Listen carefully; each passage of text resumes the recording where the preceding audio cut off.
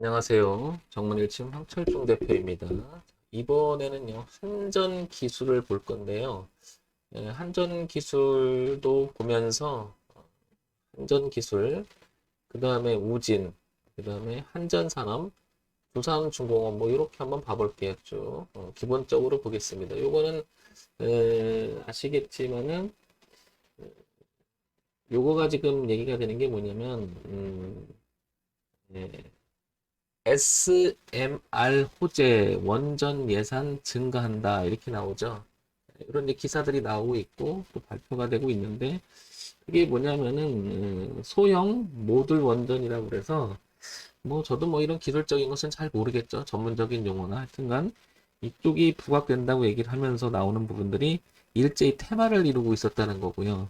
또 하나 이제 제가 우리는 이제 주가 분석을 하는 사람들이잖아요. 그래서 가격적인 측면을 생각해 볼 때는 우리가 주가 영향을 미치는 것은 당연히 이 회사가 가지고 있는 재무 건전성, 그 다음에 이걸 이제 재무 건전성으로 바탕으로 해서 기본적으로 이 회사가 매출액을 잘 가지고 있느냐, 그동안 어떤 추이를 가지고 있느냐, 이런 걸 보는 것을 우리는 기본적 분석이라고 하죠. 그래서 이런 내용과, 그 다음에 그동안의 주가가 어떻게 흘러왔는지를 보는 기술적 분석. 그러니까, 주가를 놓고 차트를 가지고 어느 가격대가 의미가 있으며, 어떤 흐름, 그 다음에 어느 가격대에서 거래가 많았는지, 뭐 이런 것을 보는 것을 기술적 분석이라고 하죠. 그 다음에 지금 좀 전에 얘기했던 것처럼 SMR 호재, 그러니까 소형 모듈 원전 이 개발 이쪽에 하는 쪽에서는 테마를 이루면서 이게 바로 이제 정보 분석이라고 하죠. 그러면 그런 회사들이 어느 회사가 있고 일제히 어떻게 같이 동반해서 움직이는지 뭐 이런 것을 보고 향후 주가 전망을 생각해 보는 것을 정보 분석 이렇게 얘기를 하는데요. 우리가 주가 분석을 이 세 가지 정도를 많이 보고 얘기를 하죠. 근데 주가라고 하는 것은 이 개별 종목이 가지고 있는 이런 내용만 갖고 움직이지는 않죠. 여기에는 또 이제 외부적인 환경, 우리나라는 당연히 수출입이 많은 나라니까 환율이라고 하는 부분도 남아있을 것이고요. 그 다음에 에너지에 대한 오일에 관한 얘기, 그 다음에 지정학적으로 우리나라는 북한하고 가지고 있기 때문에 그 리스크, 이게 여러 가지가 복합이 돼서 나타나는 게 주가의 흐름이라고 얘기를 하죠. 그래서 잔파동이 중간에 가다 보면 어떤 그 악재가 나오기도 하는데 그 악재가 구조적인 악재냐 일시적인 악재냐 뭐 이렇게 되기도 하고요. 그 다음에 중간에 지금처럼 SMR 이렇게 호재가 나오면은 또 테마가 이루면서 또 주가가 올라가기도 하고 그렇잖아요. 그러니까 어느 하나만 갖고 얘기를 할 수는 없으니까 한전 기술을 기본으로 해서 주가 흐름부터 한번 살펴보도록 할게요. 한전 기술을 보게 되면 여기를 한번 보겠습니다. 이 가격대를 이렇게 보게 되면 35,000원에서부터 여기 41,000원대를 과거에 2015년대 무너지면서 2016년도에도 극복을 못하는 그런 가격대에 있었어요. 그리고 그것이 2017년에도 극복을 못했고 2018년에도 극복을 못했습니다. 또한 2019년도 마찬가지고 2020년도 극복을 못했는데 2021년 들어와서는 강하게 한번 돌파를 해놓고요. 그다음에 눌림을 주죠. 눌림을 주고 여기 아래 꼬리 달고 강하게 다시 한번 올라갔다가 주가는 여기서 지금 머물러 있는 형국입니다. 그렇다는 얘기는 오랫동안 한전 기술은 이렇게 박스권에 갇혀 있다가 올해 들어서 이 부분을 통과함으로 해서 영역 자체를 레벨을 높여놨잖아요. 이 얘기는 주가의 흐름을 상승적으로 올려놓으려고 하는 기본적인 그 기준을 뚜렷하게 만들어낼 자리가 보인다는 거죠. 그게 이제 35,000원에서 41,000원이라고 하는 이 기준이 뚜렷하게 보임을 알 수가 있는 거죠. 따라서 한전기술은 35,000원과 41,000원을 벗어나지 않는다면 향후 주가는 지금 테마를 형성하면서 올라가는 그런 SMR 호재 이것까지 있으니까 내용이 괜찮다고 보는 거죠. 차트를 보더라도 월봉을 보게 되면 그전에도 이렇게 계속 추이가 하방으로 이어갔었죠. 그죠? 작년까지만 해도 그러다가 올해 들어와서 강하게 이 원전에 대한 이야기가 나오면서 호재가 터지면서 그죠? 한번 주가도 올라가고 눌림까지 주고 다시 이렇게 형태가 되기 때문에 약간 수렴의 형태를 띠지만 향후 전망은 다시 갈 가능성은 매우 높아졌다는 거죠. 그래도 우리가 주가를 어떻게 아까 말씀드린 것처럼 어느 하나만 갖고 얘기할 수 있는 부분이 아니기 때문에 늘 리스크는 상존에 있잖아요. 그러니까 그런 부분 때문에라도 항상 뒤를 생각해야 되는데 지금 얘는 35,000원 그리고 41,000원이라고 하는 이 자리에서 형성돼 있다는 거죠. 이렇게. 예. 이 부분을 보는 것은 어떻게 보면 차트만 가지고 얘기하는 이 가격대를 설정하는 것은 안 맞을 수도 있습니다. 여기는 뭐 주당 순가치도 생각을 해보고 뭐 ROE도 생각해보고 여러 가지로 생각해서 적정 주가라는 것을 산출하는 방법도 재무제표를 통해서도 알 수가 있겠지만 기본적으로 우리가 생각해 봐야 될 부분이 뭐냐면은 가격이라고 하는 부분들은 시장에서 제시하는 부분들을 한번 생각해 볼 필요가 있지 않겠나 이런 식의 생각이 듭니다. 그래서 35,000원과 4만원은 매우 중요한 가격대가 아닌가 싶고요. 흐름 속에서 우상향으로 가는 흐름 속에서는 여기만 깨지 않는다면 35,000원과 4만원만 깨지 않는다면 주가는 향후 올라갈 가능성은 매우 높다라는 거죠. 다만 보시면 55,000원대 보게 되면 거래가 많았다는 것이고요. 여기가 올라왔을 때 한번 부딪힐 수 있다는 거고요. 이 점을 좀 참고를 해줘야겠죠. 어쨌든 시장의 영역은 시장의 흐름의 영역은 지금 한전 기술은 이 35,000원, 4만원 기점으로 해서 55,000원까지 열리고 한 번 더 이렇게 올라갈 수 있다. 이렇게 볼 수가 있고요. 지금 신규 진입을 생각한다면 좀 비싼 거죠. 그러니까 조금 내려와서 여기를 지지하는 모습이 나온다면 좀 사줄만 한데 지금 진입을 하게 되면 35,000원과 4만원 사이에 이 리스크 관리 가격이 좀 퍼져 있다라는 것을 우리가 생각해 줄 수가 있겠죠. 그러니까 서둘러서 진입할 건 아니고요. 장기적인 추세를 보면서 좀 살펴볼 필요가 있다라고 생각이 듭니다. 자, 그런데 우리가 주가를 이렇게만 볼 수는 없잖아요. 그래서 요걸 한번 보겠습니다. 뭘 보냐면 이 종목이 가지고 있었던 그동안에 요걸 한번 보겠습니다. 뭘 보냐면 여기를 다시 한전기술 쳐볼게요. 자, 요거를 보게 되면 한전기술을 보게 되면 원자력, 화력발전 설계, 에너지 관련 플랜트 종합 엔지니어링 이렇게 나오죠. 자, 재무 정보를 봐야 되겠죠. 재무 정보를 보게 되면 한전기술 이렇게 나오죠. 이렇게 한전기술 이렇게 보게 되면 분기 실적을 잠깐 보게 되면 작년 4, 4분기 12월에는 1,584억 정도 했고요. 그 다음에 올해 초에는 805억, 그 다음에 750억. 분기 실적은 약간 이제 3, 4분기, 올해 들어와서 3, 4분기는 조금 전망치잖아요. 그러니까 확정된 건 아니니까 이렇게 횟수를 남겨두고요. 약간 줄긴 하지만 전체적인 매출액 구조는 이렇게 튼튼하게 일단 가요. 그죠? 근데 영업이익하고 당기순이익은 요만큼 더 줄었습니다. 이렇게 상대적으로. 그죠? 올해 들어와서 약간 줄었기 때문에 요 부분이 조금 캐스를 찍히죠. 그죠? 이렇게. 그러니까 주가 흐름을 보게 되면 작년 후반기 그리고 올해 1, 4분기, 2, 4분기를 이어지는 그 다음에 이제 후반때 이렇게 보게 되면 주가 성장을 하는데 약간 주는 모습이 좀 나왔잖아요.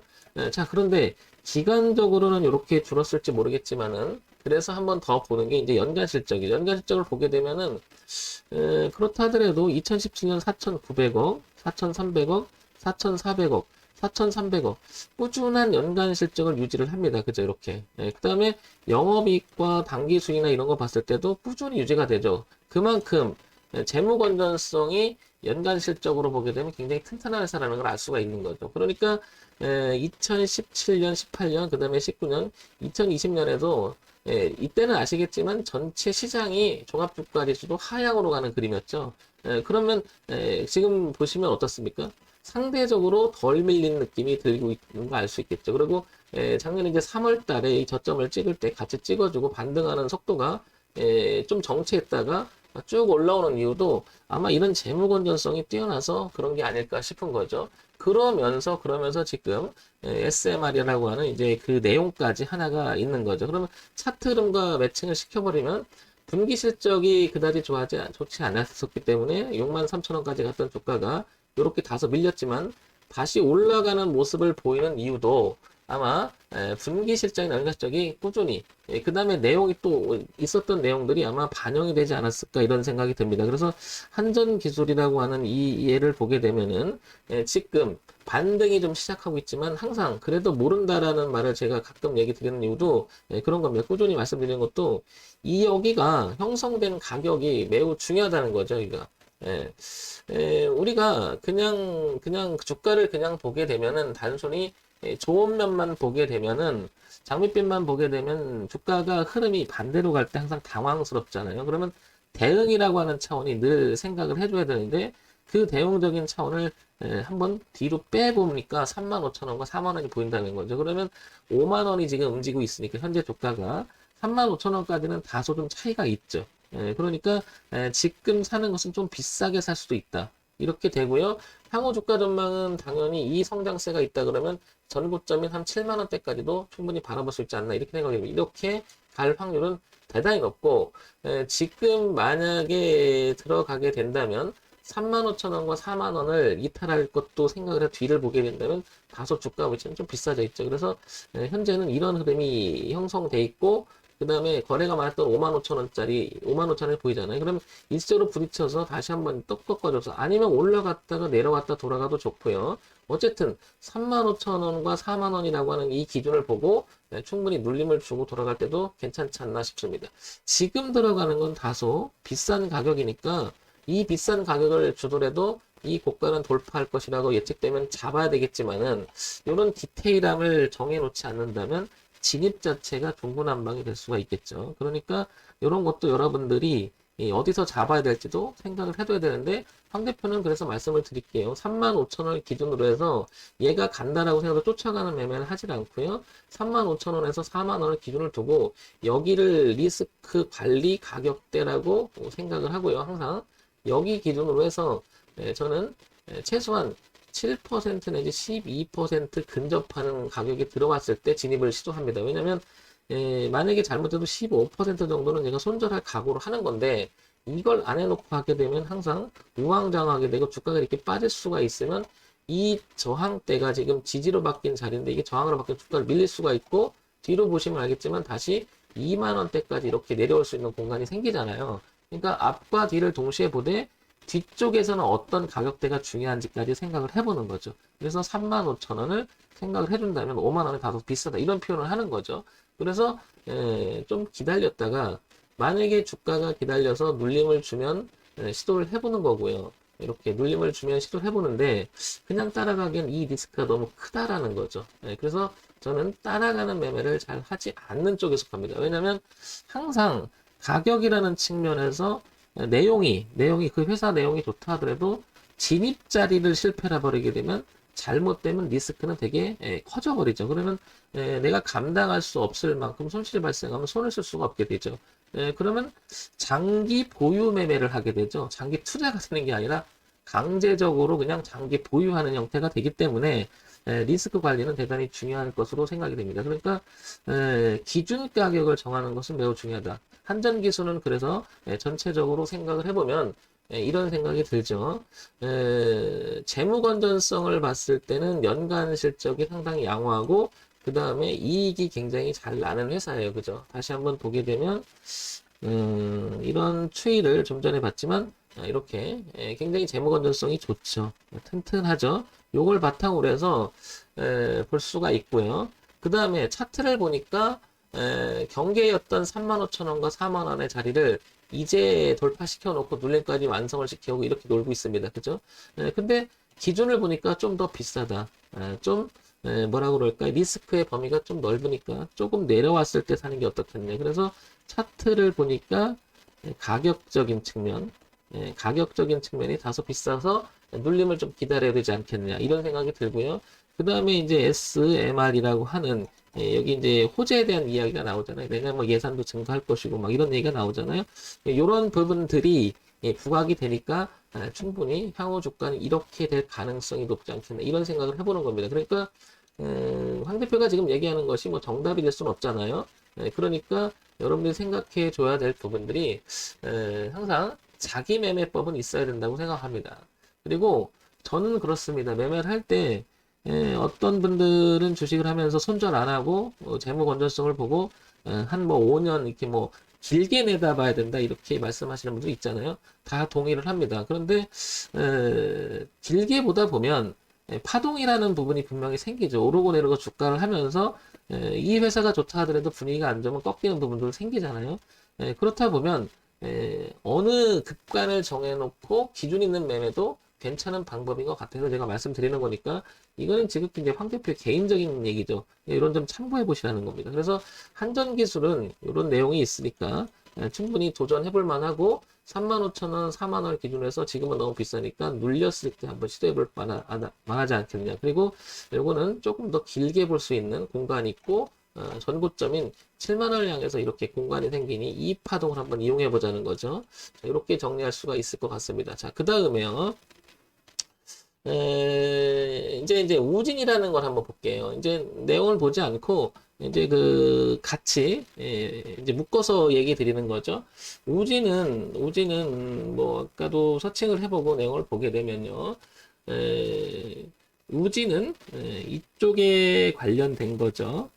뭐냐면 원전용 계측기 생산업체 이렇게 분류돼 있죠. 그러니까 원전에 관련된 거죠. 그래서 얘도 수혜가 있지 않겠나 보게 되면 뒤를 보니까 이 부분 여기가 지지와 저항으로 이렇게 빼곡하게 움직였음을 알 수 있죠. 그죠? 이렇게. 그리고 변화를 준 시점이 이제 가격의 변화는 여기인데 여기가 저항을 받고 저항을 받고 저항을 받고 그죠? 여기 저항을 받다가 올렸어요. 그런데 올라갔다 눌림을 줬잖아요. 그러니까 아까 원전 기술처럼 비슷한 흐름이 보이고 있음을 알 수 있죠. 이렇게. 그래서 이 고가에 대한 도전이 얘도 있을 가능성이 높지 않나 이렇게 보여지는 거죠. 그러니까 흐름상을 보게 되면 이걸 타는데 중요한 것은 얘도 여기를 지키면서 좀 움직이는 경향이 있다라는 거죠. 올라갔다 눌림을 주고 그래서 이렇게 한번 되지 않을까 이런 생각을 해보고요. 그러니까 묶어서 보는 거죠. 이제 원전 산업 좀 전에 이제 원전 이제 기술을 봤으니까 원전 산업을 보겠습니다. 원전 산업은 원전 그러니까 뭐냐면 한전 산업이죠.